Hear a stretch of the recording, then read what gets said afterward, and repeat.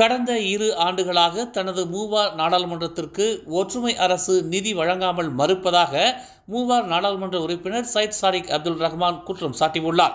ஒவ்வொரு முறையும் தாம் முறையாக விண்ணப்பம் செய்தும் ஒற்றுமை அரசு நிதி வழங்க மறுப்பதாகவும், தான் ஒற்றுமை அரசுக்கு எதிரான கருத்துக்களை வெளியிடுவதால் தனது நாடாளுமன்றத்திற்கான நிதியை வழங்காமல் பழி வாங்குவதாகவும் இன்று உயர்நீதிமன்றத்தில் வழக்கு தொடுத்தார். மூவார் நாடாளுமன்ற உறுப்பினர் சையத் சாடிக்குடன் மூவார் நாடாளுமன்றத்தின் வாக்காளர்களான நஜீப் அபு நவார், முகமது பக்ருடீன் அப்துல்லா, முகமது ஃபஸ்லி பிஸ்ரி ஆகிய மூவரின் கோரிக்கையையும் உயர்நீதிமன்றம் ஏற்று வழக்கை விசாரிப்பதாக தெரிவித்துள்ளது.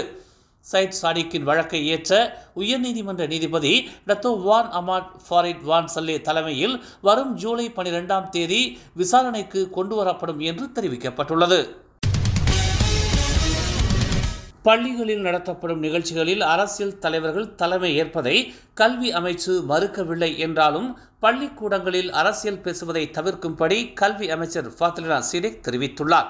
பள்ளி நிகழ்ச்சிகளுக்கு தலைமை தாங்கும் அரசியல் தலைவர்கள் தனிநபர் சாடல், அரசியல் கருத்து முரண்கள் கொண்ட பேச்சுகளை தவிர்த்து பள்ளிக்கூடத்தின் வளர்ச்சிக்கு தேவையான கருத்துக்களை பேச வேண்டும் என்று ஃபாத்திலா சீடேக் வலியுறுத்தினார். இது தொடர்பாக பெற்றோர்களிடமிருந்து கல்வி அமைச்சுக்கு பெறப்படும் புகார்கள் குறித்து விசாரணை மேற்கொள்ளவிருப்பதாகவும், ஆளும் கட்சி எதிர்க்கட்சி எனும் பேதமின்றி நடவடிக்கைகள் மேற்கொள்ளப்படும் என்றும் கல்வி அமைச்சர் தெரிவித்தார். குறிப்பாக நிகழ்ச்சியை ஏற்பாடு செய்யும் பள்ளிக்கூடமும் இதில் தனி கவனம் செலுத்துமாறு கல்வி அமைச்சர் ஃபாத்திலா சீடேக் வலியுறுத்தினார். பெட்ரோனாஸ் ஊழியர்களுக்கு நேர்மையுடன் தொடர்ந்து பணியாற்றுமாறு பிரதமர் டதுஸ்ரீ அன்வார் இப்ராஹிம் வலியுறுத்தினார். சரியான நிர்வாகத்தை உறுதி செய்வதை தவிர முதலீடு மற்றும் வேலை வாய்ப்புகள் குறித்த தெளிவான கொள்கைகளை பெட்ரோனாஸ் தொடர்ந்து கொண்டிருக்க வேண்டும் என்று அவர் கேட்டுக்கொண்டார். தாம் சீனா, அமெரிக்கா, சவுதி அரேபியா மற்றும் ஐக்கிய அரபு எமிரேட்ஸ் ஆகிய நாடுகளில் இருந்தபோது அனைவரும் பெட்ரோனாஸை பற்றி நன்றாக பேசியதாக அன்வார் குறிப்பிட்டார். சில நேரங்களில் பெட்ரோனாஸுக்கு கொடுக்கப்பட்ட அங்கீகாரம் நாட்டிற்கு கொடுக்கப்பட்டதை விட அதிகமாக இருந்ததையும் அன்வார் சுட்டிக்காட்டினார். மலேசியா முன்பு மோசமான நிர்வாகம், ஊழல் மற்றும் நாட்டின் நற்பெயருக்கு களங்கம் விளைவிக்கும் பிற ஊழல்கள் போன்ற பிரச்சனைகளில் சிக்கி இருந்தாலும் பெட்ரோனாஸ் எப்போதும் உயர்மட்ட நேர்மையை உறுதி செய்வதில் தாம் பெருமைப்படுவதாக பிரதமர் தெரிவித்தார். வரவிருக்கும் கோலகுபுபாறு இடைத்தேர்தலுக்கான பிரச்சாரத்தில் எதிர்க்கட்சிகள் தவறான தகவல்களின் மூலம் அரசாங்க முயற்சிகளை நியாயமற்ற முறையில் விமர்சிப்பதாக பிரதமர் டதுஸ்ரீ அன்வார் இப்ராஹிம் தெரிவித்தார். இதில் அரசு ஊழியர்களுக்கு 13 விழுக்காட்டுக்கும் அதிகமான ஊதிய உயர்வு அறிவிக்கப்பட்டதை தொடர்ந்து எழுந்த விமர்சனங்களும் அடங்கும் என்று அவர் குறிப்பிட்டார். இவ்விஷயத்தில் எதிர்க்கட்சியினருக்கு தாம் கற்பிக்க தயாராக இருப்பதாக அன்வார் கூறினார்.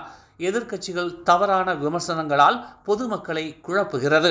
அரசாங்கத்தின் முயற்சிகளை குறைத்து மதிப்பிட வேண்டாம் என்று அன்வார் எதிர்க்கட்சிகளுக்கு அறிவுறுத்தினார். கோலகுபுபாறு சட்டமன்ற இடைத்தேர்தலுக்கான முன்கூட்டியே வாக்களிக்கும் முறை இன்று தொடங்கியது. இன்று காலை 8 மணிக்கு வாக்காளர்கள் வாக்களிக்க அனுமதிக்கப்பட்டனர். முன்கூட்டியே வாக்களிக்கும் நடவடிக்கைக்காக 2 மையங்கள் திறக்கப்பட்டுள்ளது குறிப்பிடத்தக்கது.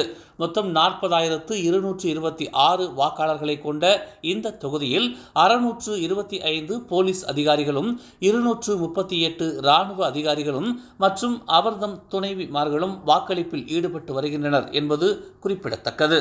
மாலை 5 மணி வரை வாக்களிப்பு நடைபெறும் என்று தெரிவிக்கப்பட்டுள்ளது. தகவல் தொடர்புத்துறை அமைச்சர் ஃபோமி ஃபாஜில் இன்று தமிழ் ஊடகவியலாளர்களுடன் சந்திப்பு ஒன்றை நடத்தினார். தகவல் தொடர்பு அமைச்சருடன் ஒரு காலை பொழுது எனும் தலைப்பில் தலைநகரில் தேநீர் உபசரிப்புடன் நடைபெற்ற இந்த நிகழ்வில் தமிழ் ஊடகவியலாளர்கள் பலர் கலந்து கொண்டனர். ஊடகங்களின் நிலை குறித்தும் செய்தியின் தன்மை குறித்தும் விளக்கிய அவர் ஊடகவியலாளர்களுக்கு அதிகமான திட்டங்களை முன்னெடுப்போம் என்று கூறினார். குறிப்பாக மலேசிய தமிழ் ஊடகங்களுக்கு அரசு சிறப்பான பங்களிப்பை செய்யும் என தெரிவித்தார்.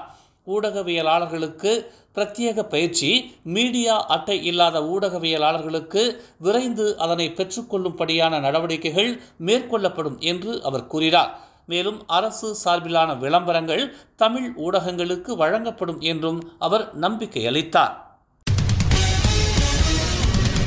மேலும் செய்திகளை தெரிந்து கொள்ள தமிழ் மலர் நாளிதழை பாருங்கள்.